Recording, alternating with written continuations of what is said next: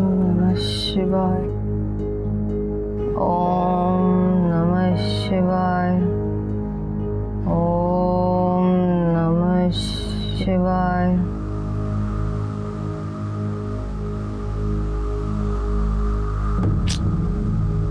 भानु बस हो गया, और नहीं होता मुझसे। कौन उठेगा 5 बजे? नींद भी पूरी नहीं होती, पूरा दिन खराब हो जाता है। ये तब तक हमें करना होगा जब तक हमें बच्चा नहीं होता।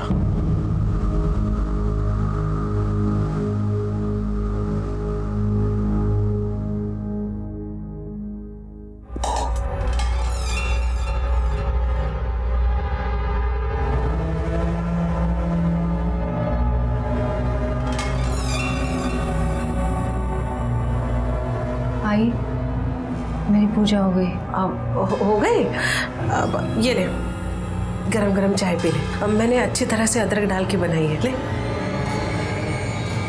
पी।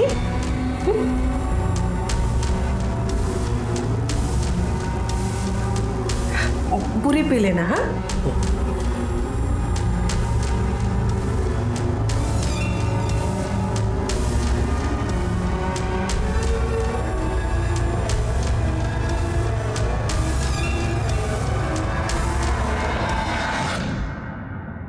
रीति, चलो जल्दी, कहाँ रह गई? बस आई 2 मिनट। चल। रोज का नाटक है तुम्हारा। अब आ गई ना, चल। तुम्हारी वजह से दुकान खोलने में देरी होती है मुझे रोज। वाह भैया, नई नई बाइक, वाह, बहुत खुश दिख रहे हो। देखा, चकाचक बाइक, इस्त्री की हुई शर्ट, देखकर ही पता चलता है कोई कामयाब आदमी जा रहा है, हमारी तरह नहीं है। ये मुझे भीख में नहीं मिला, खून पसीने की कमाई है, मेहनत से कमाई है मैंने। इस घर में तुम अकेले ही हो ना जो मेहनत करता है, बाकी सब तो मुफ्त की रोटियां तोड़। सुबह सुबह अपने छोटे भाई पे क्यों चिल्ला रहे हो? वो भी घर से बाहर, और कितनी बेइज्जती करवाना चाहते हो? जाओ।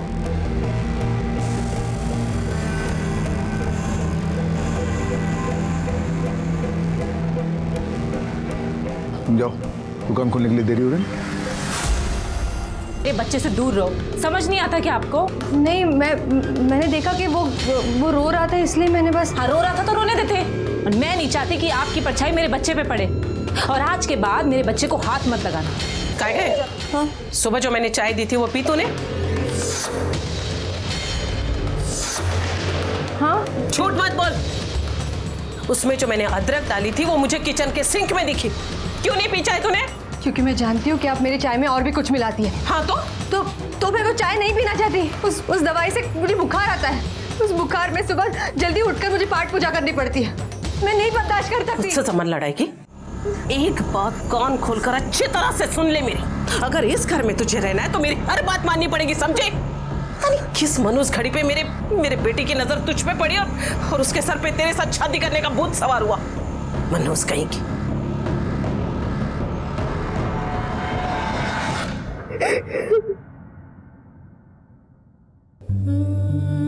मैं अब और बर्दाश्त नहीं कर सकती।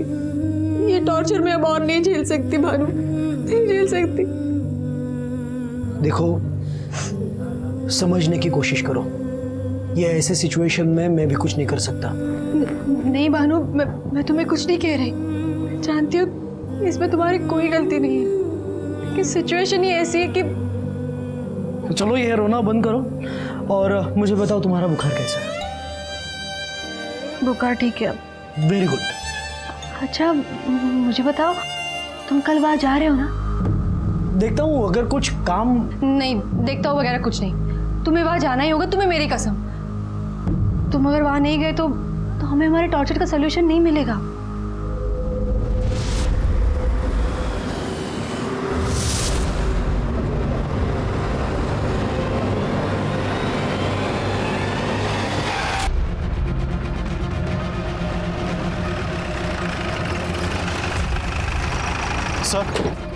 सर ये देखिए, यहाँ पर स्किड मार्क्स हैं। सर इससे तो ऐसा ही लगता है कि ये एक्सीडेंट का केस है। आइए सर, चोट के निशान है। और सर डेड बॉडी के पास से उसका आधार कार्ड, ये कुछ सामान और ये पर्स मिला है। और सर पर्स में पैसे भी हैं, ये देखिए। मतलब ये मामला लूटपाट का नहीं है? साहब मैंने आदमी को रोड के इधर ऐसा पड़ा देखा तो आपको कॉल किया। एक्सीडेंट होते हुए देखा था? नहीं साहब। लोखंडे, सर बॉडी को पोस्टमार्टम के लिए भेजो और परिवार वालों को शिनाख्त के लिए बुलाओ। ठीक है सर। ला इधर। नहीं जा रही हूँ। क्या कर रही है? छोड़ छोड़ छोड़। क्या है ये कंकड़ पत्थर? इस अंगूठी में इतना पैसा डालने की क्या जरूरत है? हाँ काय बोलता है तुम्हें? आप जानते हैं ना ये बांझ है, बच्चा पैदा नहीं कर सकती, इसलिए मुझे सारे उपाय करने पड़ते हैं, पता है ना आपको? तुम भी तो ये। हेलो, क्या? देखिए, मैं आप लोगों की हालत समझता हूँ, लेकिन इस केस से जुड़े कुछ सवाल है जो मुझे आपसे पूछने होंगे। भानु कब और कहाँ के लिए निकले थे? भानु रोज सुबह की तरफ काम पर चले गए थे। कहाँ काम करते थे वो? कांदिवली में बीएमसी में क्लर्क थे वो। कांदिवली में? अगर वो कांदिवली में काम करते थे तो फिर नवी मुंबई के हाईवे पे कैसे पहुंचे? किसी खास काम से जा रहे थे क्या? हाँ सर, वो उसके ऑफिस का दोस्त है संतोष, उसके घर पे आज पूजा थी, लेकिन वो तो ऑफिस छूटने के बाद जाने वाला था पूजा में। मेरे पास बाइक थी, आप भी ली थी, आज भी वो बाइक से ही गए थे। बाइक का नंबर क्या है? सर एक बात समझ में नहीं आई, भानु की बॉडी के पास से हमें उसका फोन और पर्स तो मिला, लेकिन उसकी बाइक नहीं मिली। सर अगर ये मामला वाकई में लूटपाट का होता तो हमें उसका फोन और पर्स भी नहीं मिलना चाहिए। लोखंडे, अभी ये डेफिनेटली कहा नहीं जा सकता कि ये एक एक्सीडेंट था या फिर प्लान्ड मर्डर। हो सकता है कि भानु के मरने के बाद खुद को बचाने की जल्दबाजी में उसने भानु का पर्स और मोबाइल वहीं छोड़ दिया हो। एक काम करो सर, भानु की बाइक का नंबर सारे पुलिस स्टेशन में सर्कुलेट कर दो। ठीक है सर। और सर भानु नवी मुंबई में था, लेकिन इस बारे में उसकी वाइफ को बिल्कुल भी जानकारी नहीं कि वो उस वक्त नवी मुंबई में कर क्या रहा है। हो सकता है बीवी से छुप के कुछ काम कर रहा होगा या कोई लफड़ा वगैरह होगा। फिलहाल उसकी बाइक का तो पता करो। ठीक है सर। आई संभालो अपने आप को, लो थोड़ा पानी पी लो। नको यार, नको।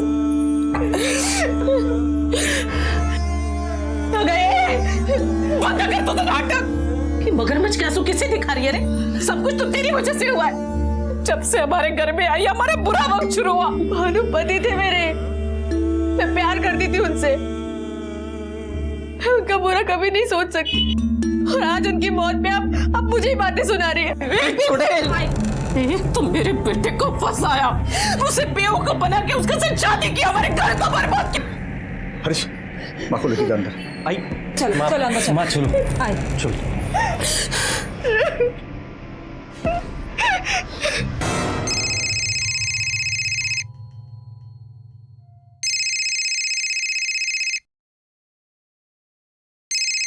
प्रीति सुनो, मैंने सारे पेपर्स तैयार करवा लिए हैं। कल सुबह ही हमें वहां पहुंच जाना चाहिए। अब देखना, हमारे सारे सपने पूरे हो जाएंगे। जो सोचा था सब कुछ। हरीश, आया।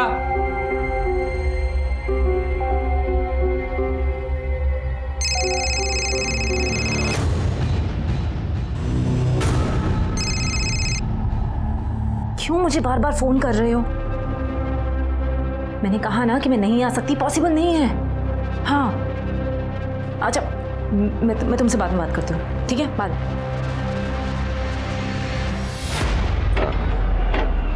बोला है ना आपको, ये काम हो जाएगा, आपने जबान दी है। ए, कितना टाइम हो जाएगा? अरे हो जाएगा ना साहब, 15-20 मिनट तो जाएगा। वो फुटरेस्ट और फ्रेम मुड़ गया ना साहब। ऐसी कुछ बात हुई? कब निकलने वाली वो? उसने तो यही कहा था कि वो निकल चुकी है। निकल चुकी? तो अब तक तो पहुंच जाना चाहिए था ना उसे। ये आजकल के बच्चे भी ना, अरे उसका फोन भी ऑफ है, तो कैसे पता चलेगा कब निकली है वहां से, कब पहुंचेगी यहाँ पे? सर, भानु के पोस्टमार्टम रिपोर्ट के मुताबिक उसकी मौत 10 अगस्त की सुबह 10 से 11 बजे के बीच में हुई है। और सर, इससे एक खास बात पता चली है, भानु के सर पे किसी भारी पत्थर या रॉड से एक बार नहीं बल्कि कई बार मारा गया था। इसका मतलब साफ है लोखंडे कि ये कोई चोरी लूटपाट का मामला नहीं है, भानु को टारगेट करके मारा गया है। और सर, ये रही भानु की पिछले 1 महीने की कॉल डिटेल्स और कॉल लोकेशन। सर, इसके मुताबिक भानु घर से ऑफिस नहीं बल्कि सीधा नवी मुंबई हाईवे पे गया था। और सर, इसके मुताबिक वो पिछले 1 महीने में कभी भी उस हाईवे पे नहीं गया। उसके कॉल रिकॉर्ड में कुछ सिग्निफिकेंट मिला? नहीं सर, पिछले 1 महीने में उसकी ज़्यादातर बातचीत फैमिली या दोस्तों ने ही किए थे और उसमें ऐसा कुछ खास नहीं मिला जिस पर शक किया जा सके। लेकिन अपना डेली रूटीन तोड़ के इस तरह से नवी मुंबई जाना, वहाँ उसका खून होना और उसकी बाइक गायब हो जाना, ये बात कुछ हजम नहीं हो रही। अगर उसको किसी गाड़ी ने टक्कर मारी है, बाइक भी डैमेज हुई होगी और जो आदमी बाइक लेके भागा है वो उसे रिपेयर करवाने की कोशिश जरूर करेगा। एक काम करो सर। आसपास के जितने भी गैरेजेस हैं पता करो वहाँ भानु की बाइक रिपेयर होने के लिए आई है क्या। Okay sir. और एक और चीज़ हमें पता करनी होगी, उसके दोस्त संतोष के घर वाकई में पूजा थी भी या नहीं। लेकिन मेरे घर में कोई पूजा तो थी ही नहीं। समझ में ये नहीं आ रहा है कि भानु ने अपने ही घर वालों के साथ झूठ क्यों बोला। पिछले कुछ दिनों में आपने भानु के बिहेवियर में कुछ अलग देखा? नहीं, ऐसा तो कुछ नहीं था, नॉर्मल था। हाँ, लेकिन 10 तारीख को उसने छुट्टी ली थी। छुट्टी लेने का रीज़न क्या था? भानु और राशि को बच्चा नहीं था। आई थिंक राशि को कुछ प्रॉब्लम था, इसलिए अक्सर वो डॉक्टर के पास ले जाता था ट्रीटमेंट के लिए। और ये पहली बार नहीं हुआ है कि उसने छुट्टी ली है। हरीश, छाया का फोन बंद है। मुझे चिंता हो रही कहीं उसके साथ कुछ। ऐसा करते हैं, हम पुलिस स्टेशन जाते हैं, कंप्लेंट करते हैं। हाँ चलते हैं, पहले ये तो देख लीजिए। ये क्या है? पेपर्स है, इन पे साइन कीजिए फिर चलते हैं।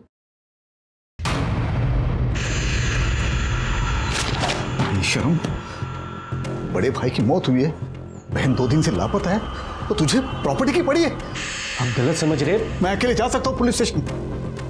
पेपर्स लिखा आ रहा है मेरे सामने। सर, ये मेरी बेटी छाया है, पूना में रहती है। कल रात को वो पूना से यहाँ आने के लिए निकली, लेकिन अब तक पहुंची नहीं। और सर, उसका फोन भी ऑफ लग रहा है। पुणे में कब से है आपकी बेटी? 4 महीने हो गए सर। ग्रेजुएशन करने के लिए गई है। कौन से ईयर में है? 2nd ईयर में सर। 2nd ईयर में है और 4 महीने से पुणे है। कोर्स के बीच में से गई क्या? ऐसा क्यों?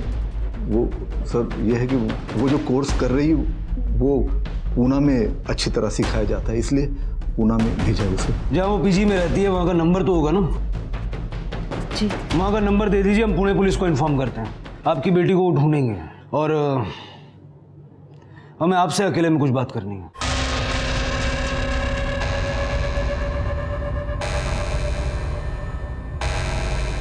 हमें पता चला है कि आपको क्लिनिक लेकर के जाने के लिए भानु अक्सर ऑफिस से छुट्टी लेता था। सर वो मैं कंसीव नहीं कर पा रही थी, इसीलिए मेरी ट्रीटमेंट चल रही थी। भानु मुझे डॉक्टर के पास लेकर जाता था। 10 तारीख को भी भानु ने अपने दोस्त से यही कहा था कि वो आपको क्लिनिक ले जाने वाला है। तो क्या आप लोग डॉक्टर के पास गए थे? नहीं सर, 10 तारीख को तो कोई अपॉइंटमेंट नहीं थी।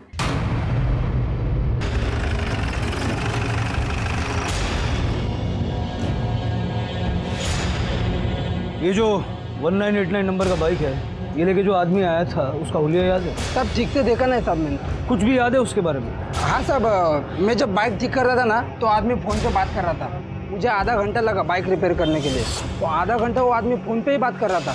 कितने बजे की बात है ये?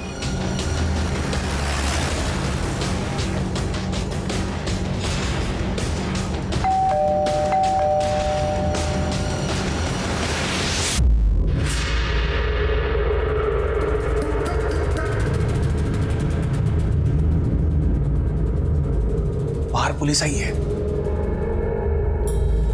क्या करें?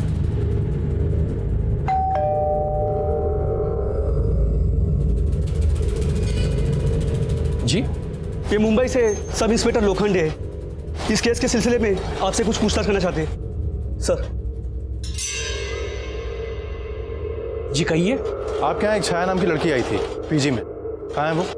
वो तो 15-20 दिन नहीं आ रही और 4 महीने पहले यहाँ से कहीं चली गई। चली गई? अभी कहाँ रहती है वो? पता नहीं। अच्छा, इतना तो पता होगा ना कि किस कॉलेज में पढ़ती है वो? जी नहीं। ठीक है।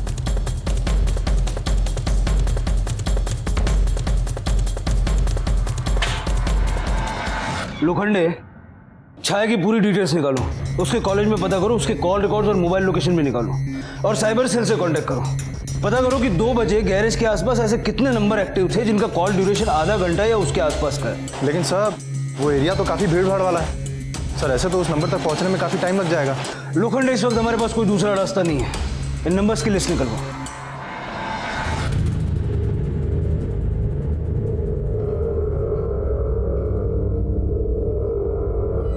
है वो लोग।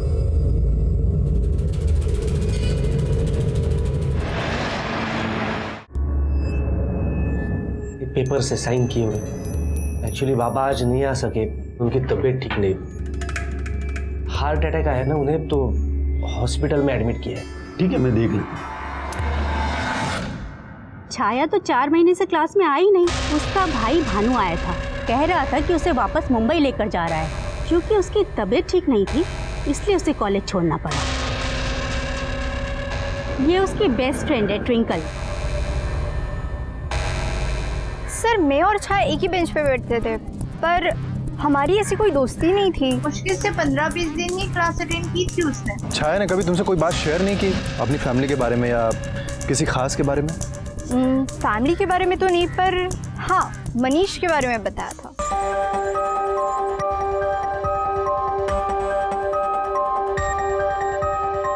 मनीष प्लस छाया? ओह, कौन है? बॉयफ्रेंड है? मुंबई से या पुणे से? मुंबई। मुंबई? तुम भी मुंबई से और वो भी मुंबई से? फिर तो कोई टेंशन ही नहीं है। तो इतनी तुम क्यों टेंशन में रहती हो? बिकॉज मेरे घर वाले उसे पसंद नहीं करते। सर, ये रहे छाया के कॉल रिकॉर्ड्स और उसके फ़ोन लोकेशन। सर, इसके कॉल रिकॉर्ड्स में कहीं भी मनीष के नंबर नहीं है, सिर्फ फैमिली मेंबर्स के नंबर है। उसकी लास्ट लोकेशन क्या थी? सर, उसकी last location Mumbai Pune highway पे उरण के पास की है। मतलब वो मुंबई आने के लिए निकली थी। अगर छाया ने 4 महीने पहले पीजी छोड़ दिया था तो फिर वो पुणे में रह कहाँ रही? सर, मैंने छाया की पिछले 4 महीने की लोकेशन टेली की है। सर, उसकी ज़्यादातर फ़ोन लोकेशन रेवेन्यू कॉलोनी के आसपास की है, तो हो सकता है कि वो केलकर के घर के आसपास कहीं रह रही हो। लोखंडे, ये इत्तेफाक नहीं हो सकता कि जिस दिन भानु का मर्डर हुआ उसी शाम को छाया गायब हुई, उसका फोन ऑफ हुआ और भानु ने कॉलेज में उसकी बीमारी की बात की, उसको मुंबई वापस लाने की बात की, जबकि वो जानता था कि 4 महीने से छाया पुणे में थी। तो ये बात उसने अपने परिवार से क्यों छुपाई? क्यों छुपाया ये तो नहीं पता सर। हाँ, शायद ये जरूर जानती होगी। नहीं, मैं नहीं जानती। उन्होंने कभी मुझे इस बारे में कुछ बताया ही नहीं। खोटो बोलू न कसा, सब जानती है तू, पता है मुझे पता है वो हर छोटी से छोटी बात तुझे बताता था ना, इसलिए जो भी पकना है ना अभी पक दे। अगर तेरी वजह से मेरे बेटे को कुछ हुआ ना तो उसके लिए तू जिम्मेदार है। कि मैं दिमाग पर जोर डालिए आप लोग, याद करने की कोशिश कीजिए। हो सकता है भानु ने कुछ बताया हो छाया के बारे में आपको, कि वो कॉलेज क्यों नहीं जाती थी, क्या वो वाकई बीमार थी? नहीं साहब, सच में मैं तो कुछ नहीं जानती, कभी बात ही नहीं की। ठीक है। आई, मैं दुकान जा रहा हूँ, लेट हो रहा है। आई, मैं भी ऑफिस के लिए निकलती हूँ। हाँ ठीक है। अच्छा, तुम बस से जाओगे या मैं तुम्हें छोड़ने चलूँ? नहीं, मैं बस से चल जाऊंगी, मुझे बहुत देर हो रही है। ठीक है? ठीक है।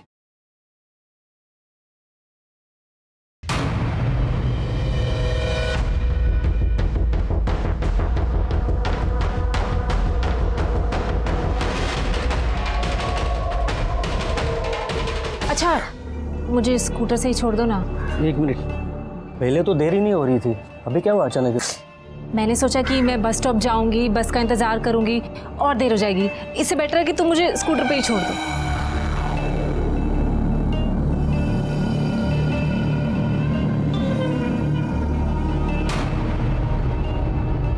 सर, जो इंसान प्रॉपर्टी के लिए अपने पिता को झूठा हार्ट अटैक दे सकता है, तो क्या ये मुमकिन नहीं कि वो अपना काम निकलवाने के लिए अपने भाई को ही रास्ते से हटा दे? अरे ये सब क्या है? क्या है ये सब? तुम्हारी हिम्मत कैसी हुई ये सब करने की? मुझे पैसों की जरूरत थी और इसके अलावा आपने कोई चारा नहीं छोड़ा था मेरे लिए। ये क्राइम है, क्राइम। इसके लिए तुम्हें जेल भी हो सकती है, समझे? पहले कभी आपने ध्यान नहीं दिया मुझ पर और अब जेल जाने की धमकी दे रहे हैं मुझे। ये जिंदगी तुमने चुनी है खुद अपने लिए। बिना मेहनत किए कोई फल नहीं मिलता।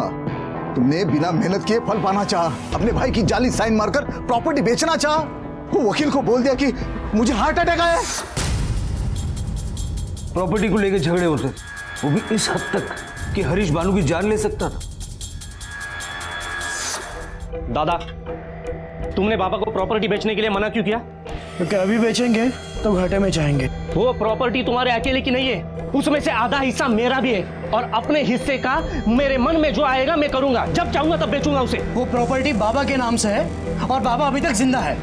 हाँ, तुम्हारा पेट भर गया ना अभी, सरकारी नौकरी मिली है, तुम्हारी लाइफ सेट है, इसलिए ज्ञान दे रहे हो मुझे। मेरी तरह बाबा के साथ राशन की दुकान में झक मारनी पड़ेगी ना, तब पता चलेगा तुम्हें। चिल्लाने की जरूरत नहीं है, तुम्हारा प्रॉब्लम तुम्हें ही सॉल्व करना होगा। और खबरदार, मुझसे आइंदा से ऐसी बात की तो चलो निकलो। मैं ऐसी बात करूंगा, क्या करोगे? मारोगे मुझे? चुप बैठो। प्रॉपर्टी के लिए तूने अपने भाई को मार डाला और उसका जाली साइन किया है ना? मैंने साइन किया सर, लेकिन मैंने मारा नहीं उन्हें। तेरे और भानु के प्रॉपर्टी को लेकर झगड़े होते थे, मारपीट भी हुई थी। मारपीट हुई थी सर, लेकिन उन्होंने ही शुरू की थी। भानु का तेरे अलावा किसी और के साथ झगड़ा नहीं हुआ था, समझा? मनीष के साथ हुआ था सर। वही मनीष जिसका छाया के साथ अफेयर था। मेरे घर वाले कभी नहीं मानेंगे यार। अरे मान जाएंगे, तुम टेंशन मत लो। पूना जा रही हूँ मैं। तू फिर से इसके साथ घूम रही है? आइंदा से छाया के आसपास भी दिखाई दिया ना तो मैं तुझे सिखाऊंगा कि हाथ उठाना किसे कहते हैं। तू चल गया। मनीष की वजह से ही दादा ने छाया को पुणे भेजा था। रहता कहाँ ये मनीष? सर मैं मनीष के घर गया था, वहां पर वो तो नहीं मिला, लेकिन उसकी माँ मिली थी। सर उसकी माँ का कहना है कि वो 4 महीने पहले ही नासिक शिफ्ट हो गया था और तब से उसका छाया से कोई लेना देना नहीं है। और सर वो पिछले 4 महीने में कभी मुंबई आया भी नहीं। सर ये उसके नासिक का पूरा पता है सर। और सर उसके बारे में एक खास बात पता चली है, उसको सट्टेबाजी की बुरी आदत है सर। 4 महीने पहले मनीष ने मुंबई छोड़ दिया और 4 महीने पहले ही छाया ने कॉलेज और पीजी दोनों छोड़ दिए। कहीं 4 महीने से पहले की कहानी का आपस में कोई कनेक्शन तो नहीं है? और सर इस केस में एक बात और कॉमन है सर, छाया की फोन की लास्ट लोकेशन 10 तारीख की शाम के 4 बजे मुंबई पुणे हाईवे की थी। लोखंडे 10 तारीख को सुबह 10 से 11 के बीच मुंबई से पुणे की तरफ जाते हुए भानु की मूवमेंट थी और उसी दिन शाम को 4 बजे पुणे से मुंबई की तरफ आते हुए छाया की मूवमेंट थी। इन दोनों केसेस का आपस में कुछ ना कुछ कनेक्शन तो है और मुझे लगता है कि ये कनेक्शन नासिक में है। नासिक जाने की तैयारी करो।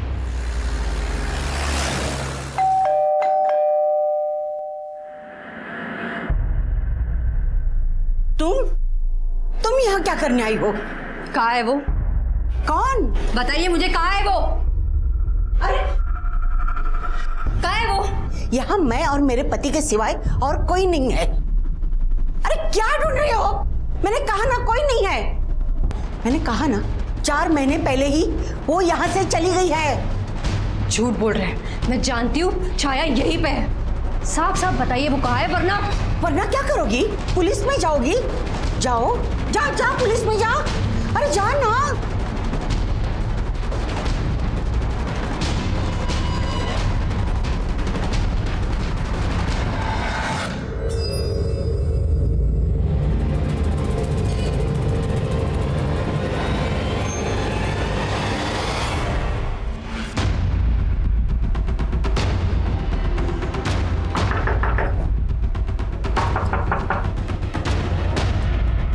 मनीष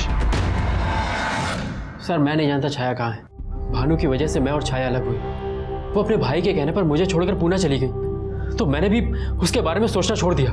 पिछले 4 महीने से ना तो मैंने उसकी शक्ल देखी है और ना उसकी आवाज़ सुनी है। और सर मेरा यकीन मानिए, मैंने किसी का खून नहीं किया है और ना ही किसी को गायब किया है। ठीक है, फिलहाल तो हम जा रहे हैं, लेकिन जब तक ये केस सॉल्व ना हो जाए शहर से बाहर जाने की सोचना भी मत। चलो। हाँ लोखंडे बोल। सर मैंने मनीष से पूछताछ की है। सर मुझे नहीं लगता कि इन दोनों केसेस में उसका कोई हाथ है। और सर मैंने उसके पड़ोसियों से पूछताछ की है, उनका भी यही कहना है कि कभी उन्होंने मनीष को किसी लड़के के साथ नहीं देखा। सर मनीष की कॉल रिकॉर्ड निकालो और ट्रायंगुलेशन भी पता करो 10 तारीख को उसके मोबाइल की लोकेशन क्या थी। ठीक है सर। सर 10 तारीख को गैरेज के आसपास जितने भी नंबर एक्टिव थे, हमने उनके ओनर की एक लिस्ट बनाई है और वो सभी नंबर हाईलाइट किए जो आधे घंटे के आसपास एक्टिव थे। सर उसमें एक नंबर रघु का भी है जो हिस्ट्री शीटर है। सर उसने जिस नंबर पे कॉल किया था वो नंबर उसके वाइफ का है। और सर एक बात पता चली है कि भानु के मर्डर के वक्त रघु की फ़ोन की लोकेशन भी क्राइम स्पॉट के आसपास की थी। उसके बाद उसका फ़ोन बंद हुआ, लेकिन 11 तारीख को उसका फ़ोन फिर से ऑन हुआ और उसने उसके वाइफ को फ़ोन किया। सर उसका एड्रेस मिल गया है, हम उसके वाइफ से पूछताछ करके रघु तक पहुँच सकते हैं। बीवी से पूछताछ करोगे तो अलर्ट हो जाएगा। काम करो, रघु का और उसकी बीवी का दोनों का मोबाइल सर्वेलेंस पे डालो।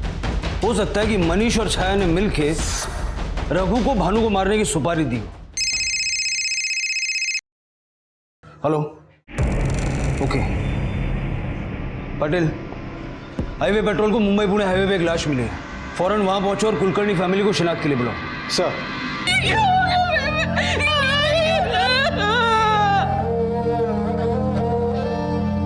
साइबर सेल से कांटेक्ट करो, उनसे कहो कि जैसे ही छाया का फोन ऑन होता है हमें इन्फॉर्म करें। सर चलो बेटा, जल्दी से खाना खा लो। हाँ, जल्दी से खाना खा लो और जल्दी से सो जाओ। हाँ, वरना सुबह तुम स्कूल जाते टाइम रोते हो ना। फोन का आवाज किधर से आ रहा है?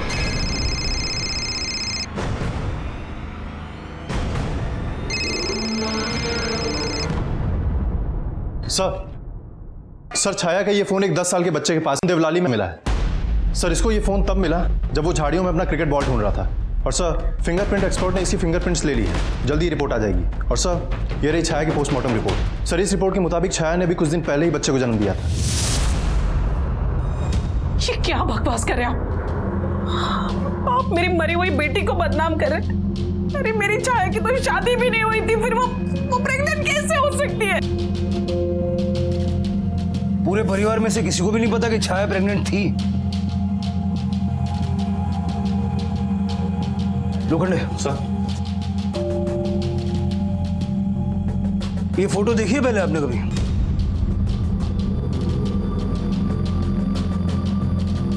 ये छाया का मोबाइल है और ये फोटो उसने अपने मोबाइल से आपको भेजी थी।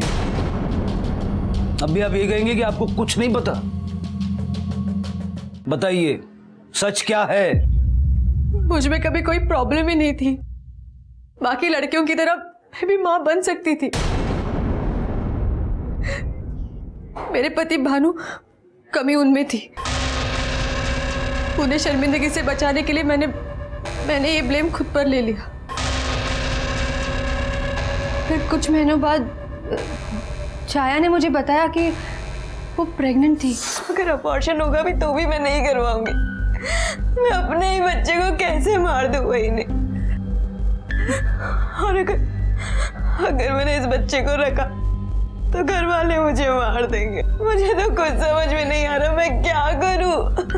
देखो छाया, तुम जैसा चाहोगी ना बिल्कुल वैसा ही होगा। तुम टेंशन मत लो, कोई ना कोई रास्ता निकाल लेंगे छाया। मुझे बच्चा चाहिए था सर, और इसीलिए मुझे एक उपाय सूझा। ये कभी नहीं हो सकता और मैं होने नहीं दूंगा। मेरी बहन उस लफंगे मनीष के बच्चे को जन्म नहीं देगी। भानु प्लीज, कोई सुन लेगा तो। सुनने दो। देखो एक बार मेरी बात ठंडे दिमाग से सुन लो। देखो हम छाया को पूना भेज देंगे। वहाँ मेरे पड़ोसी थे ना मिस्टर एंड मिसेस केलकर, उनके पास। छाया का बच्चा शहर के बाहर पैदा होगा तो किसी को पता भी नहीं चलेगा और फिर हम उसे अडॉप्ट कर लेंगे। छाया का बच्चा उसकी आंखों के सामने रहेगा। इससे अच्छी बात और क्या हो सकती है? क्या फालतू जैसे सपने देखने लगे तुम? जो नहीं हो सकता वो नहीं हो सकता। ठीक है तो मैं सबको सच्चाई बता देती हूँ। क्या बताओगी तुम? कि हमारा बच्चा क्यों नहीं हो सकता। इस रोज रोज के टॉर्चर से तो बच जाऊंगी मैं। कहीं ऐसा तो नहीं कि आप इस टॉर्चर से तंग आ चुकी थी और भानु ने भी आपका साथ नहीं दिया और इसी गुस्से में आके आपने भानु को मरवा दिया? नहीं सर, मैं अपने पति से बहुत प्यार करती थी। ऐसा कुछ करना तो छोड़ो, मैं ऐसे सपने में भी नहीं सोच सकती थी। मुझे तो ऐसा लगता है कि इस सबके पीछे केरकर फैमिली का हाथ है। छाया उनके यहाँ पीजी के तौर पे रहती थी। मैं वहाँ हर रोज फोन करती थी। एक दिन उन्होंने बताया कि छाया वहाँ रहती ही नहीं, वहाँ से कहीं और चल गई है। सर उसे पीजी से निकालने का कोई प्लानिंग नहीं था। उसे कॉलेज से निकलवाना पड़ा था क्योंकि उसका पेट दिखने लगा था और उसे आराम की जरूरत थी।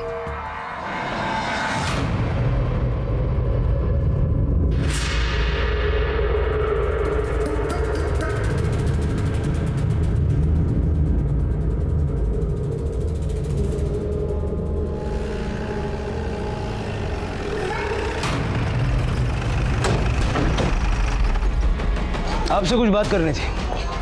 अभी मैं थोड़ा बिजी हूँ, बाद में बात करते हैं। एक मिनट मिस्टर केलकर।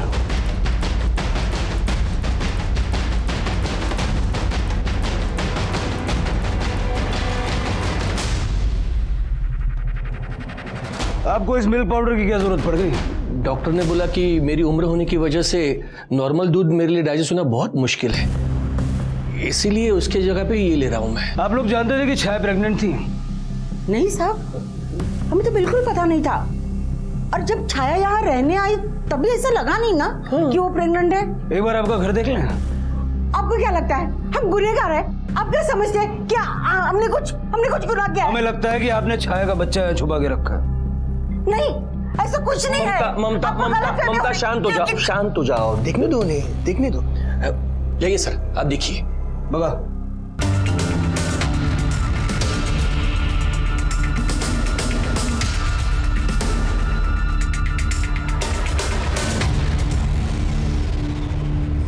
सर यहाँ तो कुछ नहीं मिला। कोई ना कोई तो हमें गुमराह करने की कोशिश कर रहा है। या तो राशि झूठ बोल रही है या फिर ये Kelkar family. Excuse me sir. Hello. ठीक है हम आते हैं। सर, रघु की वाइफ के फोन पर नाला सुपारा की एक पीसीएस कॉल आया है।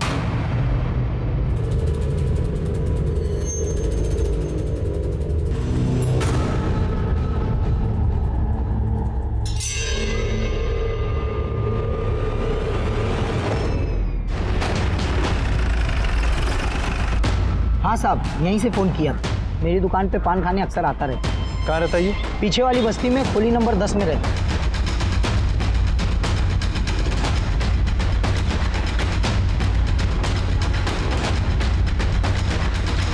और अपन क्या करता साहब? ये अपन का धंधा है और साहब धंधा तो करना पड़ेगा ना। अपन को पैसा मिला तो मैंने उसे मारा। किसने दिया पैसा? वो सब अंगद ने साहब। सर, मैं और प्रीति एक ही ऑफिस में काम करते थे। हमारा अफेयर चल रहा था।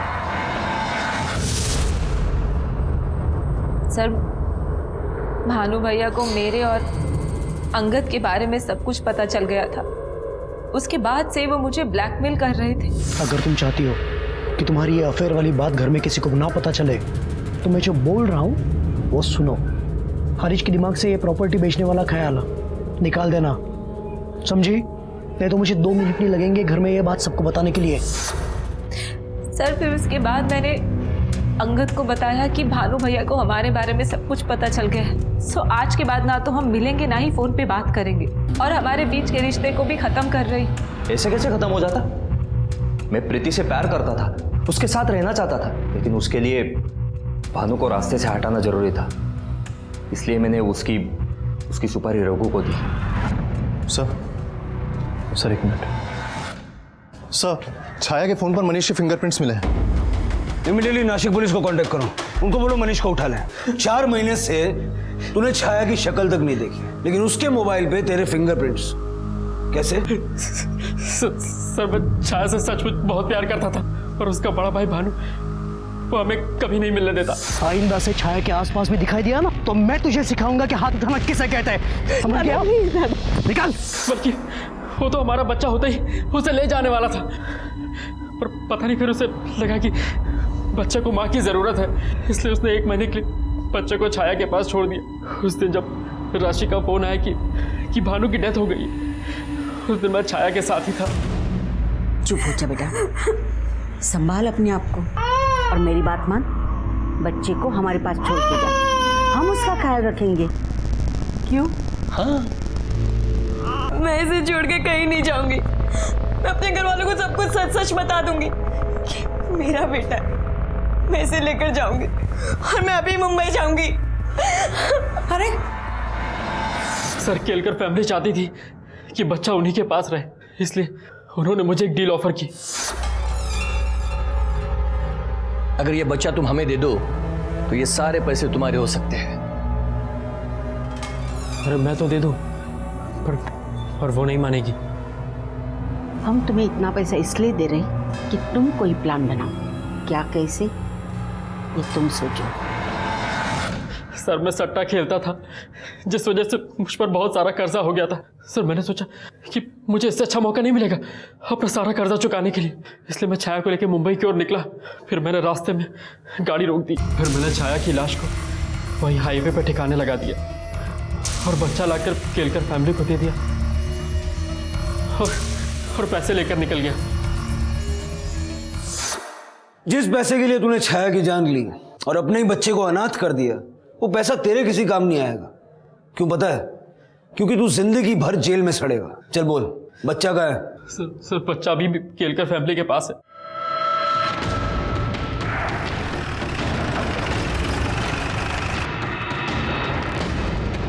दरवाजा लॉक है, दरवाजा तोड़ो।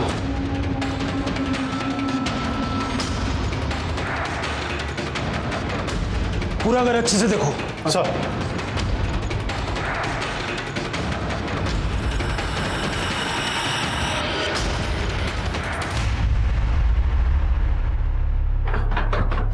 सर आइए सर। पुलिस की तमाम कोशिशों के बावजूद वो अब तक छाया के बच्चे और केलकर फैमिली तक नहीं पहुंच पाए हैं। उनकी तलाश अब भी जारी है। रघु को भानु के कत्ल के लिए, अंगद को भानु के कत्ल की साजिश के लिए और मनीष को छाया के कत्ल के लिए गिरफ्तार किया गया और ये तीनों इस वक्त न्यायिक हिरासत में हैं।